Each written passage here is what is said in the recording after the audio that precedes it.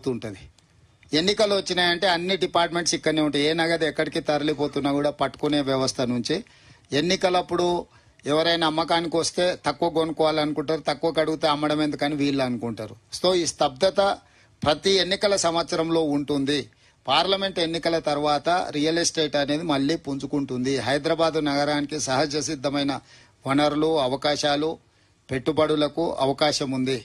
ఎక్కడా పడిపోలేదు, కానీ కొంత ఆగుతుంది. ఎప్పుడు కూడా ఎన్నికలప్పుడు ప్రతి ఎన్నికల సందర్భంలో ఈ చర్చ జరుగుద్ది. ఇప్పుడు కూడా అదే చర్చ జరుగుతుంది. కాకపోతే ఏంటంటే అసెంబ్లీ పార్లమెంట్ ఒకసారి కలిసి వస్తే తక్కువ సమయం ఉంటుంది.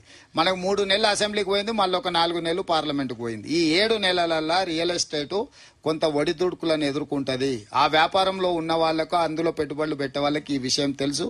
ప్రభుత్వానికి కూడా స్పష్టత ఉంది. తప్పకుండా ప్రభుత్వం ఏ రకంగా వాళ్లకు ప్రోత్సాహకాలు ఇవ్వాలి. కొద్ది మందిని సెలెక్టెడ్ వాళ్ళకి కాదు, ఒక పాలసీ తీసుకొస్తాం. 3-4 మోనపలి చేసి వాళ్ళ చేతుల్నే మొత్తం గుత్తాధిపత్యంగా ఉండే విధానాన్ని మా ప్రభుత్వం నిర్మూలిస్తుంది. పెట్టుబడులు పెట్టే ప్రతి వాళ్లకు సహజ సిద్ధంగా రావాల్సిన అనుమతులు, B pass, I pass, T pass ఏదో అన్నాడు కదా, వాళ్ళకు కావాల్సిన వాళ్ళు ఎవరు కూడా అందులో అప్లికేషన్లు పెట్టలే, మాన్యువల్గా పెట్టిర్రు. అవి కూడా నిన్న మొన్న చర్చలైన బాలకృష్ణ తెలుసు కదా, అట్లా